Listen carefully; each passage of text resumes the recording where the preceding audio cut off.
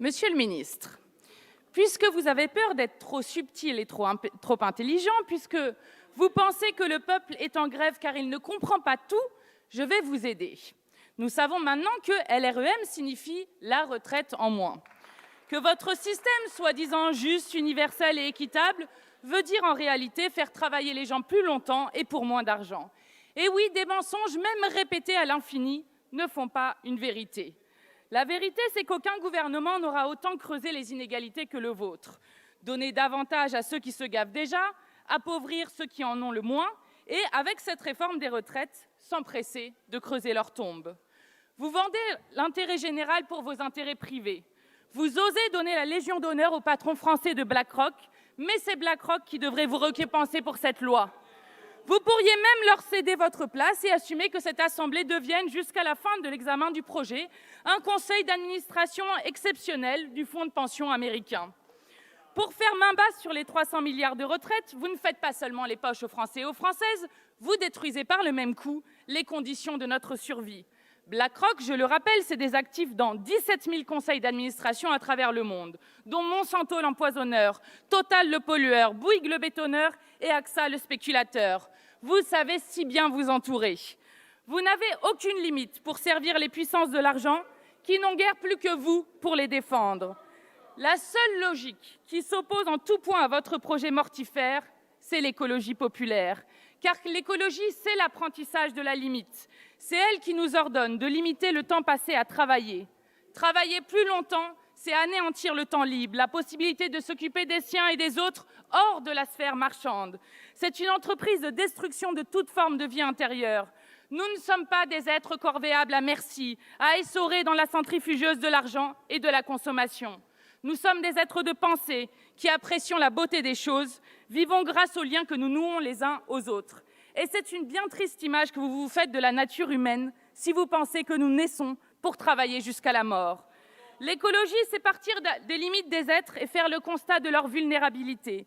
Travailler 2 à 3 années de plus, c'est peut-être facile lorsqu'on siège dans un hémicycle ou dans un bureau de direction, mais pour beaucoup d'autres, cela ne signifie pas autre chose que la mort. Je pense aux égoutiers, aux fossoyeurs, aux boucherons, à celles et ceux pour qui l'âge de départ à la retraite que vous proposez coïncide avec celui de l'achat du cercueil.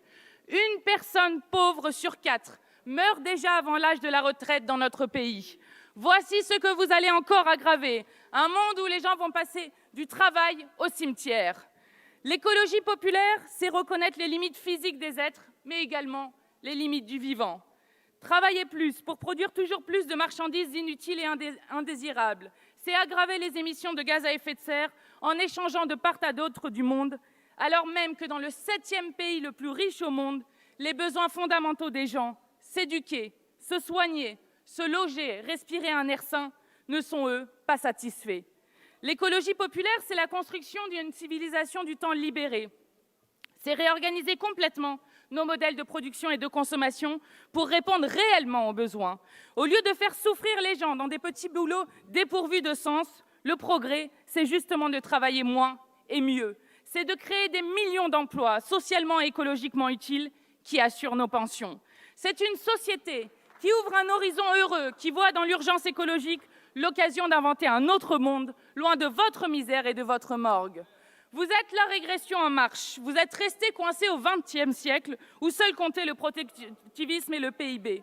Votre projet repose encore et toujours sur l'idée d'une croissance infinie et insoutenable. Vous vivez dans une fiction, vous imaginez continuer à nous épuiser, à nous consumer à la tâche, au milieu de paysages détruits, dans les lambeaux de ce qui existait avant et que vous ne seriez pas parvenus à conserver, faute à votre irresponsabilité. Mais prenez garde, le jour où les événements climatiques extrêmes nous frapperont encore plus fortement, notre cohésion entière reposera sur la solidarité.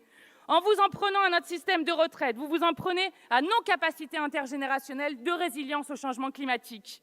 Attaquer la solidarité, c'est nous affaiblir d'autant plus pour lutter et résister au changement climatique. Si nous voulons faire quelque chose pour lutter contre le changement climatique, c'est vous qu'il faut mettre à la retraite. Nous sommes pour le retour de la retraite à 60 ans. Mais pour vous, nous voulons bien faire une exception. Partez maintenant et ne revenez jamais, car comme disait Aimé Césaire, nous ne vous livrerons pas le monde, à vous, les assassins d'aube.